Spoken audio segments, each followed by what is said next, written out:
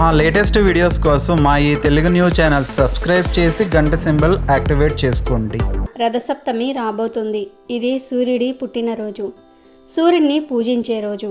అయితే ఈరోజు ఆడవారు ఈ రంగు చీర కట్టుకుంటే చాలు ధనం దూసుకు వస్తుంది, భర్త సంపాదన విపరీతంగా పెరుగుతుంది, అద్భుతాలు జరుగుతాయి, మీ జీవితం అద్భుతంగా మారుతుంది. ఈ రోజుకు అత్యంత శక్తి ఉంటుందని శాస్త్రాలు చెప్తూ ఉన్నాయి. సూర్యగ్రహణం కన్నా శక్తివంతమైనది ఈ రథసప్తమి. ఈరోజు ఎన్నో అమృత ఘడియలు కూడా ఉంటాయి.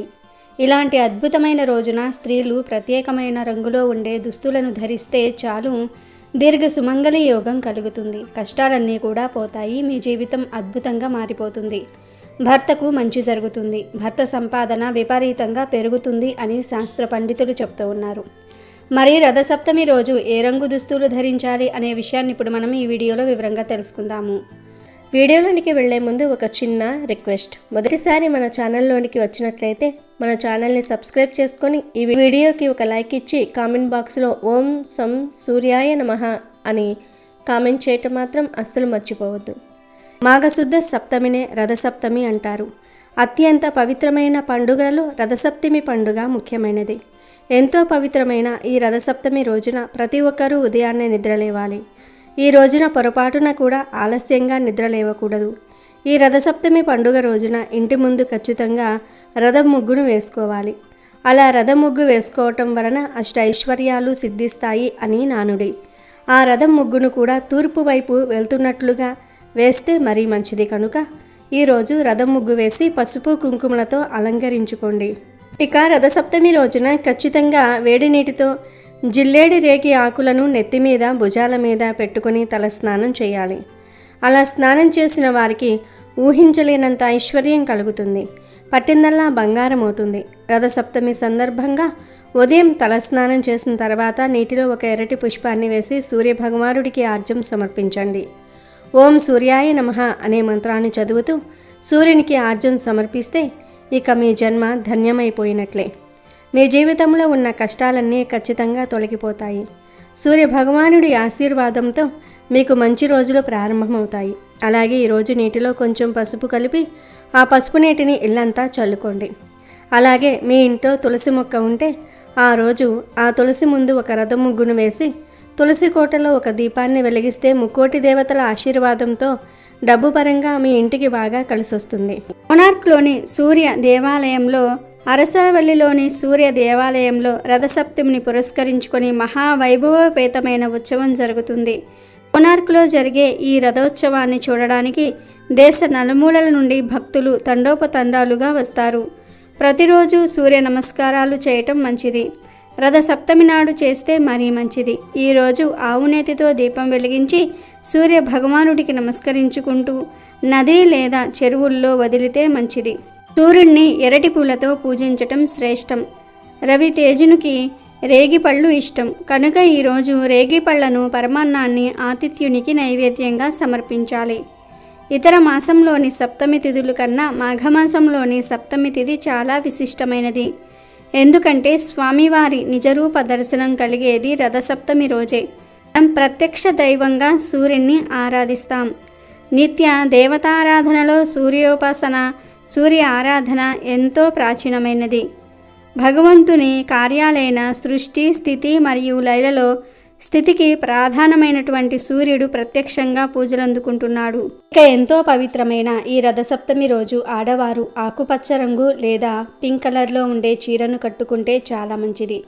ఈరోజు ఆడవారు ఈ రంగులో ఉండే చీరను కట్టుకుంటే భర్తకు నిండు నూరేళ్లు ఆయుష్ కలుగుతుంది, ధనం దూసుకు వస్తుంది, కష్టాలు సమస్యలు పోతాయి, పట్టిందల్లా బంగారం అవుతుంది, రాజయోగం పడుతుంది, ఆర్థిక సమస్యలన్నీ కూడా పోతాయి, మాంగళ్య బలం కూడా పెరుగుతుంది, భర్త సంపాదన పెరుగుతుంది, దీర్ఘ సుమంగళి యోగం కలుగుతుంది, ధనానికి లోటు రాదు, లక్ష్మీదేవి అనుగ్రహం మరియు సూర్య భగవానుడి అనుగ్రహం కూడా లభిస్తుంది.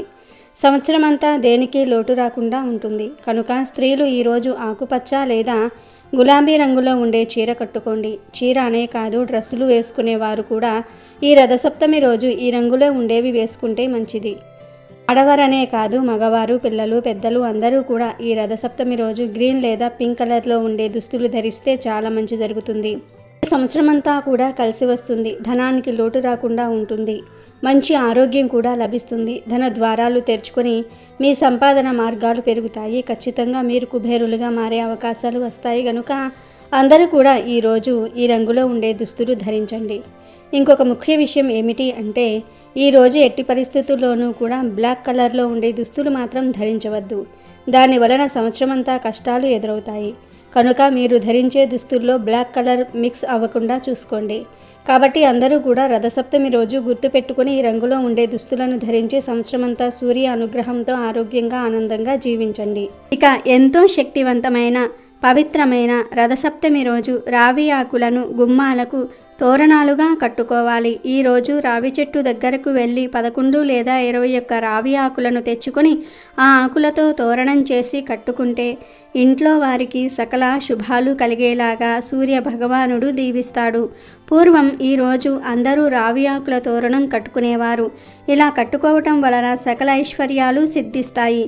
ముందు రథసప్తమి రోజు రావి చెట్టు దగ్గరకు వెళ్ళి కొన్ని నీళ్లను రావి చెట్టుకు సమర్పించి తరువాత చెట్టుకు నమస్కారం చేసుకుని 11 లేదా 21 ఆకులను ఇంటికి తెచ్చుకోవాలి. తర్వాత ఒక పసుపు దారంతో ఈ ఆకులను తోరణాలుగా చేసి మెయిన్ డోర్ గుమ్మానికి కట్టాలి. ఇలా రథసప్తమి రోజు గుమ్మానికి రావి ఆకులను కడితే సాక్షాత్తు ఆ సూర్యనారాయణ మూర్తి మీ ఇంటికి రక్షణ కలిగిస్తాడని పెద్దలు చెప్తూ ఉన్నారు. ఇలా కట్టడం వలన మీ ఇంట్లో ఉన్న నెగిటివ్ ఎనర్జీ మొత్తం పోతుంది. పాజిటివ్ ఎనర్జీ వస్తుంది. ఇంట్లోని బాధలు, ఆర్థిక సమస్యలు, దుఃఖం, కష్టాలు, వాస్తుదోషాలు, అనారోగ్య సమస్యలు కూడా పోతాయి. అంతటి శక్తి ఈ రావి ఆకులకు ఉంటుంది. ఈరోజు ఇలా చేస్తే మీ ఇల్లు సిరి సంపదలతో తులతూగుతుంది. ఎందుకంటే రావి చెట్టు ఆకుల నుండి ప్రాణవాయువు అధికంగా విడుదల అవుతుంది. ఈ ఆకులు విషగాలులను, కాలుష్యపూరితమైన గాలులను శుద్ధి చేసి స్వచ్ఛమైన గాలిని మనకు అందిస్తాయి. రథ సప్తమి రోజు రావి ఆకులను గుమ్మానికి కట్టుకోవటం వలన సూర్యనారాయణమూర్తి ఎంతో సంతోషించి సిరి సంపదలను, సుఖ సంతోషాలను కలిగిస్తాడు. అన్ని వృక్షాలలోకెల్లా రావి చెట్టు పరమ పవిత్రమైనదని శ్రీమద్ భాగవతంలో శ్రీకృష్ణ భగవానుడు చెప్పాడు. రావి చెట్టును విష్ణు నివాసంగా పరిగణిస్తారు. స్వర్ధ వృక్షంగా ప్రసిద్ధికెక్కిన ఈ రావి చెట్టు కింద పరమ భక్తులైన హిందువులు తమ ప్రాణాలను సైతం వదిలిపెట్టడానికి ఇష్టపడుతూ ఉంటారు. సాక్షాత్తు విష్ణుమూర్తి ప్రతిరూపమే రావి చెట్టు అని విశ్వసిస్తూ ఉంటారు. రావి చెట్టును పూజించడం వల్ల శనీశ్వరుని బాధలు తొలగిపోతాయి. ఈ చెట్టులో ఎన్నో ఔషధ గుణాలు ఉన్నాయి. ఈ చెట్టు యొక్క బెరడు, ఆకులు ఎన్నో వ్యాధుల నివారణకు ఉపయోగపడతాయని ఆయుర్వేద నిపుణులు చెప్తూ ఉన్నారు. రావి చెట్టును పూజించటం హిందూ మతంలో చాలా ముఖ్యమైన ఆచారం. దాదాపుగా ప్రతి దేవాలయంలోనూ రావి చెట్టు ఉంటుంది. రావి చెట్టును భగవత్ స్వరూపంగా హిందువులు భావిస్తారు. కాబట్టి అందరూ కూడా రథసప్తమి రోజు ఈ రావి ఆకులను గుమ్మానికి కట్టి శుభ ఫలితాలను పొంది సంతోషంగా జీవించండి. ముఖ్యంగా ఈ రథసప్తమి రోజు కొన్ని కూరలు వండకూడదు అని శాస్త్రాలలో ఉంది. ఆ వండకూడనటువంటి కూరలలో మొట్టమొదటి ఎర్ర కందిపప్పు. ఎర్ర కందిపప్పు మామూలు కందిపప్పుతో పోల్చుకుంటే తేలికగా ఉడికిపోతుంది. అలాగే ప్రోటీన్ కూడా ఎక్కువగా ఉంటుంది. ఐరన్ కూడా ఎక్కువ ఉంటుంది అని చెప్పి ఈ మధ్య ఎర్ర కందిపప్పు ఎక్కువగా వండుతూ ఉన్నారు. కానీ రథసప్తమి రోజు ఎట్టి పరిస్థితుల్లోనూ కూడా ఎర్ర కందిపప్పు తినకూడదు, వండకూడదు. కొన్ని ఇంటికి కూడా తీసుకురాకూడదు. కాదని తింటే మాత్రం అనేక రకాల రోగాలు వస్తాయి, గుర్తుపెట్టుకోండి. అలాగే ఈ రథసప్తమి రోజు ఉసిరికాయను కూడా తినకూడదు. అంటే పెద్ద ఉసిరికాయ ఉంటుంది కదా, ఆ ఉసిరికాయను పొరపాటున కూడా తినొద్దు. 7 జన్మల దరిద్రం చుట్టుకుంటుంది. అంతేకాదు ఈరోజు పుల్లటి పదార్థాలు అంటే చింతపండు, నిమ్మకాయ, చింత చిగురు లాంటివి ఏమీ తినకూడదు. కొంతమంది ఈరోజు ఉప్పు కూడా తినరు. ఉప్పుకు బదులు సైంధవ లవణం వాడుతూ ఉంటారు. కానీ గృహస్థులకు మరీ అంత కఠిన నియమం అవసరం లేదు. ఉప్పును తినొచ్చు, ఉప్పును తినకూడదు అనే నియమం పెట్టుకున్న వారు మాత్రం ఉప్పు తినకుండా ఉండాలి. తర్వాత కూర బెండకాయ. ఈరోజు బెండకాయ కూడా తినకూడదు. బెండకాయ కూర తెమడగా జిగురుగా ఉంటుంది కదా. రథసప్తమి రోజు ఈ కూర తింటే వచ్చే రథసప్తమి వరకు కష్టాలు కూడా మిమ్మల్ని జిడ్డులాగా పట్టుకుంటాయి, వదలవు. అంతేకాదు ఈరోజు బెండకాయ తింటే అనేక అనారోగ్య సమస్యలు వచ్చే అవకాశం కూడా ఉంది కనుక ఈరోజు బెండకాయను తినవద్దు, వండొద్దు, కొని ఇంటికి కూడా తీసుకురావద్దు. అంతేకాదు ఈరోజు పచ్చి అరటికాయను కూడా తినకూడదు. అరటి పండు తినొచ్చు కానీ పచ్చి అరటికాయను కూర వండుకొని తినకూడదు. కాదని తింటే నాగదోషాలు తగులుతాయి. కూర రూపంలో, ఫ్రై రూపంలో, ఏ రూపంలో తిన్నా దోషమే. కనుక అరటికాయ కూర ఈరోజు ఇంట్లో వండొద్దు. అలాగే గోంగూర కూడా ఈరోజు తినొద్దు. చాలా నెగిటివ్ ఎనర్జీ వస్తుంది గోంగూర తింటే. గోంగూర మామూలుగా అయితే ఆరోగ్యానికి మంచిది. కానీ ఈ ఒక్కరోజు మాత్రం గోంగూర ఇంటికి కూడా తెచ్చుకోకూడదు, వండకూడదు, తినకూడదు. కనుక చాలా జాగ్రత్తగా గుర్తుంచుకోండి. ఎట్టి పరిస్థితుల్లోనూ కూడా ఈరోజు గోంగూర తినవద్దు. ఇక తర్వాత కూర క్యాబేజీ. క్యాబేజీలో ఎన్నో రకాలైన ఆరోగ్య ప్రయోజనాలు ఉంటాయి. క్యాబేజీ తినటం వల్ల అనేక రకాలైన విటమిన్స్ బాడీకి అందుతాయి. విడి రోజుల్లో తినండి, కానీ ఈ రథసప్తమి రోజు మాత్రం ఎట్టి పరిస్థితుల్లోనూ కూడా తినకూడదు. ఇక తర్వాత వచ్చేసి దుంపకూరలు కూడా తినకూడదు. చామదుంపలు కానీ, చిలకడ దుంపలు కానీ, లేకుంటే బంగాళదుంపలు కానీ, క్యారెట్ దుంపలు కానీ, బీట్రూట్ దుంపలు కానీ, ముల్లగి దుంపలు కానీ, ఇలా ఏ దుంప కూరలు కూడా ఈ రథసప్తమి రోజు తెచ్చుకొని తినకూడదు, వండుకోకూడదు. ఈ యొక్క దుంపకూరలు తినటం వల్ల మనకు రోగ లక్షణాలు పెరుగుతాయి. పైగా అనేక రకాలైన గ్రహాలకు దుంపలు అంకితం చేయబడ్డాయి. ఈరోజు దుంపలు తింటే బాడీలో నెగిటివ్ శక్తులు పెరిగిపోతాయి. కాబట్టి ఎట్టి పరిస్థితుల్లోనూ కూడా దుంపలు అనేవి రథసప్తమి రోజు తినకూడదు. విడి రోజుల్లో తింటే ఆరోగ్యానికి మంచిదే. విడి రోజుల్లో తినండి, కానీ ఈ ఒక్క రోజు మాత్రం ఎట్టి పరిస్థితుల్లోనూ కూడా దుంపకూరలు అనేవి తినకూడదు. తర్వాత కూర కాకరకాయ. కాకరకాయలో బోలెడన్ని ఆరోగ్య ప్రయోజనాలు ఉన్నాయి. అయినప్పటికీ కూడాను ఈ కాకరకాయను రథసప్తమి రోజు తినకూడదు. కాదని తింటే సంవత్సరమంతా చెడు అనుభవాలు ఎదురవుతాయి, లేనిపోని కష్టాలు వస్తాయని శాస్త్రాల్లోనే ఉంది. కాకరకాయ కూర కానీ, జ్యూస్ కానీ ఆరోగ్యానికి చాలా మేలు చేస్తుంది. కానీ రథసప్తమి రోజు కాకరకాయ తినకూడదు. తర్వాతిది వచ్చేసి వంకాయ. వంకాయ కొన్ని గ్రహాలకు అంకితం చేయబడుతుంది. కొంత నెగిటివిటీ అనేది వంకాయలో ఉంటుంది. చాలామంది మీరు గమనించండి, వాతం, గ్యాస్ట్రిక్ ప్రాబ్లం ఉన్నవారు వంకాయకు దూరంగా ఉంటారు. అంటే అందులో నెగిటివ్ ఉందని అర్థం. కాబట్టి ఎట్టి పరిస్థితుల్లోనూ కూడా ఈ రథసప్తమి రోజు వంకాయలు ఇంటికి తెచ్చుకోవటం కానీ, వండుకోవటం కానీ, తినటం కానీ చేయకూడదు. తరువాతది వచ్చేసి సొరకాయ అన్నమాట. అంటే బాటిల్ గార్డ్. సొరకాయ ఆరోగ్యానికి చాలా మంచిది. కానీ ఈ యొక్క రథసప్తమి రోజు సొరకాయ అనేది పప్పుచారు రూపంలో కానీ, పచ్చడి రూపంలో కానీ, దప్పలం రూపంలో కానీ, పాలు పోసి వండుకోవటం కానీ, స్వీట్ చేసుకోవటం కానీ, ఇలా ఎట్టి పరిస్థితుల్లోనూ కూడా ఈ యొక్క సొరకాయను ఈరోజు ఇంటికి తెచ్చుకోవటం కానీ, వండుకోవటం కానీ, తినటం కానీ చేయకూడదు అన్న విషయాన్ని గుర్తుంచుకోండి. అలాగే కోడిగుడ్డు. కోడిగుడ్డును అందరూ కూడా వెజ్ అంటారు, కానీ గుడ్డు ఏ చెట్టుకైనా కాస్తుందా? లేదంటే ఎక్కడైనా భూమిలో పండుతుందా? లేదు కదా. ఒక కోడి పడితేనే వస్తుంది. దీంట్లో జీవం ఉంటుంది. దీన్ని పొదిగిస్తే పిల్ల వస్తుంది. కానీ ఈ కోడిగుడ్డును కొంతమంది మాత్రం వెజ్ అంటారు. గుడ్డు ఆరోగ్యానికి మంచిదే, కానీ ఈ రథసప్తమి రోజు గుడ్డును తినకూడదు. గుడ్డే కాదు, ఏ విధమైన నీచు పదార్థాన్ని ఈరోజు అస్సలు టచ్ కూడా చేయకూడదు. పైగా ఈ రథసప్తమి మాఘ ఆదివారంతో కలిసి వస్తుంది. మాఘ ఆదివారాల్లో నాన్ వెజ్ తినకూడదు. రథసప్తమి రోజు కూడా నాన్ వెజ్ తినకూడదు. కానీ ఈసారి ఈ రెండూ కలిసి వచ్చాయి కనుక ఈ రోజుకు మరింత శక్తి ఉంటుంది. కనుక ఈరోజు నాన్ వెజ్ తింటే మహాపాపం చుట్టుకుంటుందని పురాణాలలో చెప్పారు. కాబట్టి ఈ రోజును పొరపాటున కూడా తినకూడదు. చికెన్ కానీ, మటన్ కానీ, ఫిష్ కానీ, రొయ్యలు కానీ, ఫ్రాన్స్ కానీ, ఎండు చేపలు కానీ, ఇలా నాన్ వెజ్లో ఎన్నో రకాలు ఉన్నాయి కదా. వీటిల్లో ఏది కూడా ఈరోజు తినకూడదు. ఆదివారం సెలవు రోజు కాబట్టి నాన్ వెజ్ చాలామంది తెచ్చుకుంటారు. సాధారణంగా మనందరికీ ఆదివారం అంటే ఒక పండుగ లాంటిది. పిల్లలకు పాఠశాలలు, మగవారికి ఆఫీసుల నుండి సెలవు దొరుకుతుంది. కాబట్టి అందరూ ఇంట్లోనే ఉంటారు.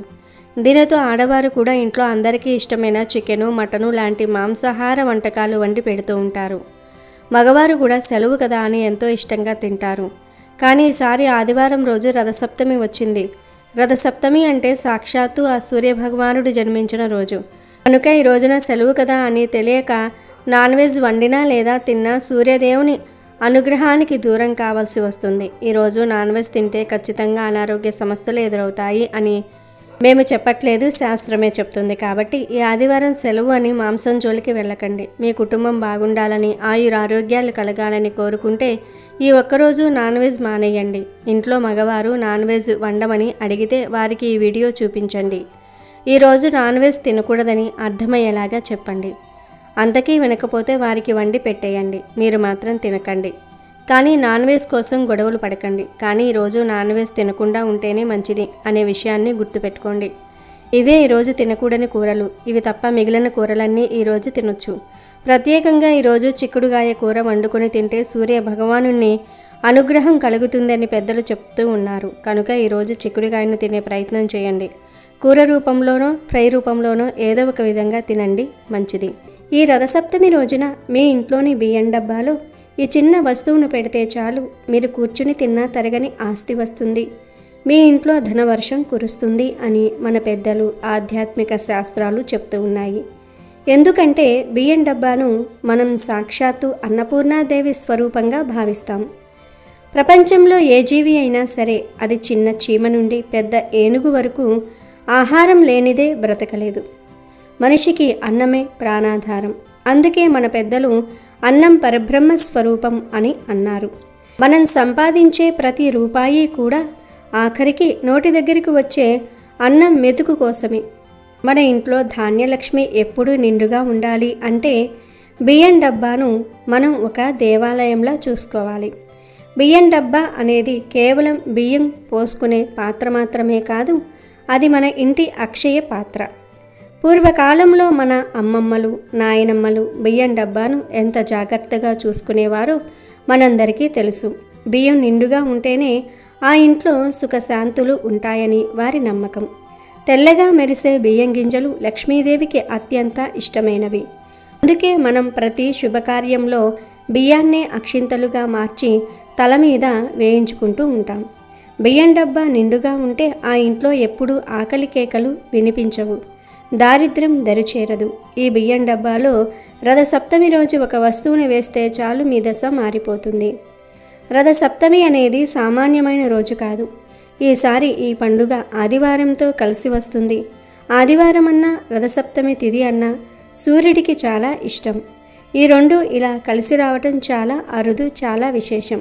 ఇది 100 ఏళ్లకు వస్తున్న గొప్ప యోగం. సూర్య భగవానుడు తన 7 గుర్రాల రథంపై ఉత్తరాయణ పుణ్యకాలంలోనికి ప్రవేశించి తన దిశను మార్చుకునే పరమ పవిత్రమైన రోజు ఇది. సూర్యుడు ఆరోగ్య ప్రదాత మాత్రమే కాదు, ఐశ్వర్య ప్రదాత కూడా. సూర్యుడి కిరణాలు భూమి మీద పడినప్పుడే గింజలు మొలకెత్తుతాయి, పంటలు పండుతాయి. ఆ పంట నుండి వచ్చేదే ఈ బియ్యం. కాబట్టి సూర్యుడికి బియ్యానికి విడదీయలేని సంబంధం ఉంది. రథసప్తమి రోజున మీ ఇంట్లో ధన సంక్షోభం పోవాలన్నా, అప్పుల బాధలు తీరాలన్నా, రాజయోగం పట్టాలన్నా ఈ ఒక్క చిన్న పరిహారం చేసి చూడండి. వచ్చే సంవత్సరం రథసప్తమి వరకు మీ ఇంట్లో ధనానికి అస్సలు లోటు అనేదే ఉండదు. మీరు ఏ పని మొదలుపెట్టినా అది బంగారం అయిపోతుంది.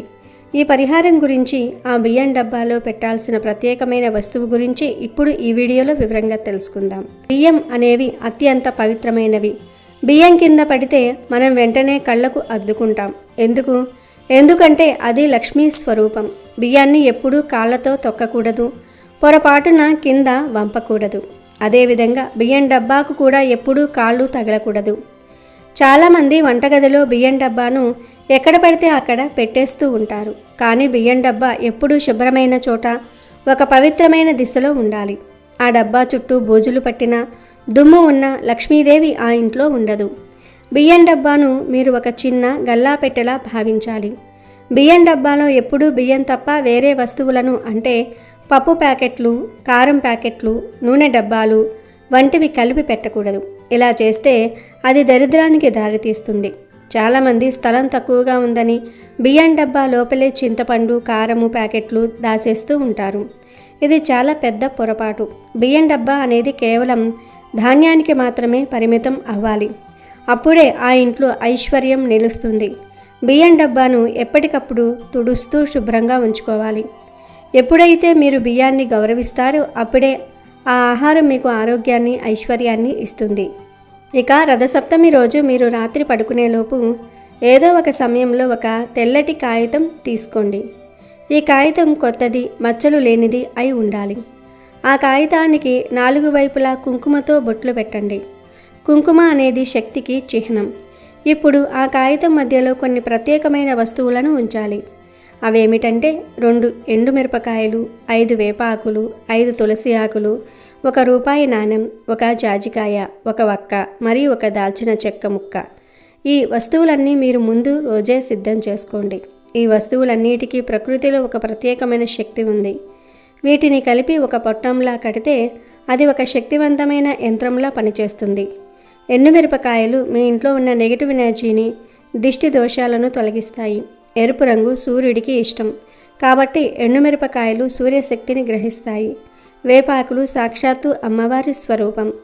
ఇవి ఆరోగ్యాన్ని, క్రిమి కీటకాలు దరిచేరనీయకుండా చూస్తాయి.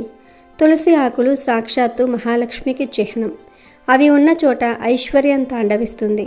తులసి ఆకుల సువాసన బియ్యం డబ్బాలో ఒక రకమైన పవిత్రతను నింపుతుంది. ఇక రూపాయి నాణెం విషయంలోనికి వస్తే నాణెం అనేది ధన ఆకర్షణకు సంకేతం. వెండి నాణెం ఉంటే ఇంకా మంచిది, లేదంటే సాధారణ రూపాయి నాణెం అయినా పర్వాలేదు. జాజికాయకు ఆధ్యాత్మికంగా గొప్ప ప్రాముఖ్యత ఉంది. దీనిని వశీకరణకు మరియు ఆకర్షణకు వాడుతూ ఉంటారు. జాజికాయ ఉన్న చోట లక్ష్మీదేవి స్థిరంగా ఉంటుంది. వక్క అనేది గణపతి స్వరూపం. ఏ పనినైనా విఘ్నాలు లేకుండా జరగడానికి ఇది అవసరం. దాల్చిన చెక్క అనేది ప్రపంచవ్యాప్తంగా డబ్బును ఆకర్షించే ఒక గొప్ప మూలికగా ప్రసిద్ధి చెందింది. దాల్చిన చెక్క పొడిని పరుసులో పెట్టుకున్న డబ్బు పెరుగుతుందని అంటూ ఉంటారు. అటువంటి దాల్చిన చెక్కను ఈ పొట్లంలో ఉంచటం వల్ల మీ బియ్యం డబ్బా ఐశ్వర్య నిధిగా మారుతుంది.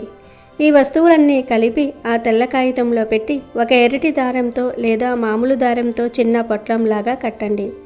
ఈ పొట్లాన్ని తీసుకుని వెళ్ళి మీ ఇంట్లోని బియ్యం డబ్బాలో మధ్యలో చిన్న గుంటలా తీసి అక్కడ ఈ పొట్లాన్ని పెట్టి పైన బియ్యంతో కప్పేయండి. ఇలా చేసేటప్పుడు మీరు ఒంటరిగా ప్రశాంతంగా ఉండాలి. ఎవరితోనూ మాట్లాడకూడదు. ఈ పొట్లాన్ని పెడుతున్నప్పుడు మీ మనసులో ఓ అన్నపూర్ణాదేవి, మా ఇంట్లో ధనధాన్యాలకు ఎప్పుడూ లోటు రాకుండా చూడు, మా కష్టాలన్నీ తీర్చి ఐశ్వర్యాన్ని ప్రసాదించు అని బలంగా కోరుకోండి. సూర్య భగవానుడి సాక్షిగా ఈ రథసప్తమి రోజున ఈ పని చేయటం వల్ల మీ జాతకంలో ఉన్న దారిద్ర్య దోషాలన్నీ తొలగిపోతాయి. ఈ పొట్లాన్ని 1 రోజుల పాటు ఆ బియ్యం డబ్బాలోనే ఉండనివ్వండి. ఈ 30 రోజుల పాటు మీరు ఆ డబ్బా నుండి బియ్యం వాడుకోవచ్చు. కానీ పొట్లాన్ని మాత్రం కదిలించకండి. 1 నెల గడిచిన తర్వాత, అంటే వచ్చే నెల సప్తమి తిథి నాటికో లేదా నెల ముగిసిన తర్వాత ఆ పొట్లాన్ని బయటకు తీసి అందులోని వస్తువులను పారే నీటిలో, అంటే ఏదైనా కాలువలో లేదా చెరువులో వేసేయండి. ఒకవేళ పారే నీరు అందుబాటులో లేకపోతే ఏదైనా పెద్ద చెట్టు మొదట్లో మట్టి తీసి అక్కడ పూజ చేయండి. ఈ పరిహారం చేయటం వల్ల రథసప్తమి నాటి సూర్యశక్తి ఆ బియ్యం గింజల ద్వారా మీ ఇల్లంతా వ్యాపిస్తుంది. మన ఇంట్లో ప్రతి వస్తువు ఒక వైబ్రేషన్ కలిగి ఉంటుంది. బియ్యం డబ్బా అనేది వంటగదిలో ఉంటుంది కాబట్టి దాని నుండి వచ్చే సానుకూల శక్తి ఇంటి సభ్యులందరిపై ప్రభావం చూపిస్తుంది. ఈ పరిహారంలో వాడిన జాజికాయ రాజవంశీకరణకు ఎంతో పేరుగాంచింది. దీనివల్ల సమాజంలో మీకు గౌరవం పెరుగుతుంది. అధికారులు లేదా పెద్ద మనుషుల నుండి మీకు రావాల్సిన పనులు త్వరగా పూర్తవుతాయి. వక్క విఘ్న వినాయకుడి ప్రతిరూపం కాబట్టి మీ వ్యాపారంలో కానీ ఉద్యోగంలో కానీ ఎదురయ్యే ఆటంకాలు తొలగిపోతాయి. దాల్చిన చెక్క డబ్బును అయస్కాంతంలా ఆకర్షిస్తుంది. ఈ పరిహారం చేసిన కొద్ది రోజులలోనే మీకు తెలియని ధన ప్రవాహం మొదలవుతుంది. అప్పుల బాధలతో సతమతమయ్యే వారికి కొత్త ఆదాయ మార్గాలు కనిపిస్తాయి. ముఖ్యంగా ఈ పరిహారం చేసేటప్పుడు కొన్ని నియమాలు పాటించాలి. రథసప్తమి రోజున ఉదయాన్నే లేవాలి. ఆ రోజు సూర్యుడికి ఇష్టమైన ఆవు పాలు మరిగించి ఆ పాలల్లో బియ్యం వేసి పరమాన్నం వండి నైవేద్యం పెట్టడం మర్చిపోకండి. ఆ పరమాన్నంలో కూడా కొంచెం దాల్చిన చెక్క పొడి లేదా ఇలాచీ వేస్తే అది మరింత శక్తివంతం అవుతుంది. సూర్యుడు ఆరోగ్య ప్రదాత కాబట్టి ఈ పరిహారం వల్ల మీ ఇంట్లో దీర్ఘకాలిక అనారోగ్య సమస్యలు ఉన్నా అవి నెమ్మదిగా తగ్గుముఖం పెడతాయి. బియ్యం డబ్బాను ఎప్పుడూ ఖాళీగా ఉంచకూడదని మనం చెప్పుకున్నాం కదా. ఎందుకంటే డబ్బా అడుగు కనిపిస్తే ఆ ఇంట్లో లక్ష్మి వెళ్ళిపోతుందని ఒక నమ్మకం. కాబట్టి ఎప్పుడూ బియ్యం సగానికి రాగానే కొత్తవి తెచ్చి పోయండి. బియ్యం డబ్బాను ఎప్పుడూ నేల మీద నేరుగా పెట్టకుండా కింద ఒక చిన్న పీట లేదా ఏదైనా స్టాండ్ ఉంచటం మంచిది. రథసప్తమి రోజున ఈ పరిహారం చేయలేకపోయిన వారు ఆ తర్వాత వచ్చే ఏదైనా శుక్రవారం లేదా ఆదివారం రోజు కూడా ప్రయత్నించవచ్చు. కానీ రథసప్తమి రోజున చేస్తే వచ్చే ఫలితం 1000 రెట్లు ఎక్కువగా ఉంటుంది. ఈ పరిహారం కేవలం డబ్బు కోసమే కాదు, మానసిక ప్రశాంతత కోసం కూడా. ఏ ఇంట్లో అయితే అన్నపూర్ణమ్మ అనుగ్రహం ఉంటుందో ఆ ఇంట్లో గొడవలు ఉండవు, అందరూ కలిసిమెలిసి ఉంటారు. పచ్చని తోరణాల మధ్య కలకలలాడే వంటగదిలో లక్ష్మీదేవి ఎప్పుడూ నివాసం ఉంటుంది. ఈ పరిహారాన్ని మీరు అత్యంత భక్తితో నమ్మకంతో చేయండి. ఏదో పరీక్ష చేద్దాం అన్నట్లు కాకుండా ఆ పరమాత్మ మీద భారం వేసి చేయండి. అప్పుడు ఫలితం తప్పకుండా దక్కుతుంది. ఈ రథసప్తమి నుండి మీ జీవితం ఒక వెలుగు జిలుగుల ప్రయాణం కావాలని, రాజయోగం పట్టి మీరు కోరుకున్నవన్నీ సిద్ధించాలని మనసారా కోరుకుంటున్నాను. ఈ పవిత్రమైన సమాచారాన్ని మీ ఒక్కరికే ఉంచుకోకుండా మీ ఫ్రెండ్స్, బంధువులకు కూడా షేర్ చేయండి. ఎందుకంటే 10 మందికి మంచిని పంచటం వల్ల వచ్చే పుణ్యం మీకు రక్షణ కవచంలా మారుతుంది. మీ ఇంట్లోని బియ్యం డబ్బా మీ ఐశ్వర్యానికి పునాది కావాలి. రథసప్తమి నాటి సూర్యకిరణాలు మీ బియ్యం డబ్బాలోని గింజలను శక్తివంతం చేస్తాయి. ఆ బియ్యాన్ని మీరు ఆహారంగా తీసుకున్నప్పుడు మీ శరీరంలోని నాడులు ఉత్తేజితమై మీకు మంచి ఆలోచనలు వస్తాయి. మంచి ఆలోచనలే విజయానికి మెట్లు. కాబట్టి ఈ రథసప్తమి రోజున పొరపాటున కూడా బియ్యాన్ని వృధా చేయకండి. ఒక మెతుకు కూడా కింద పడనీయకండి. అలాగే ఈ బియ్యం డబ్బా పరిహారాన్ని కూడా చేయండి. అప్పుడు సాక్షాత్తు అన్నపూర్ణాదేవి మీ ఇంట్లో స్థిర నివాసం ఏర్పరచుకుంటుంది. వద్దన్నా ధనం వచ్చి చేరుతుంది. కూర్చుని తిన్నా తరగని ఆస్తి అంటే మీ సంపాదన పెరగటమే కాకుండా అనవసరపు ఖర్చులు తగ్గి డబ్బు ఆదా అవ్వటం కూడా జరుగుతుంది. కనుక ఈ పరిహారాన్ని పాటించండి, శుభ ఫలితాలను పొందండి. అమెజాన్లో బెస్ట్ డిస్కౌంట్స్ కోసం వీడియో డిస్క్రిప్షన్లో లింకు ఉంది, చూడండి. అలాగే మా టెలిగ్రామ్ ఛానల్ సబ్స్క్రైబ్ చేసుకోండి.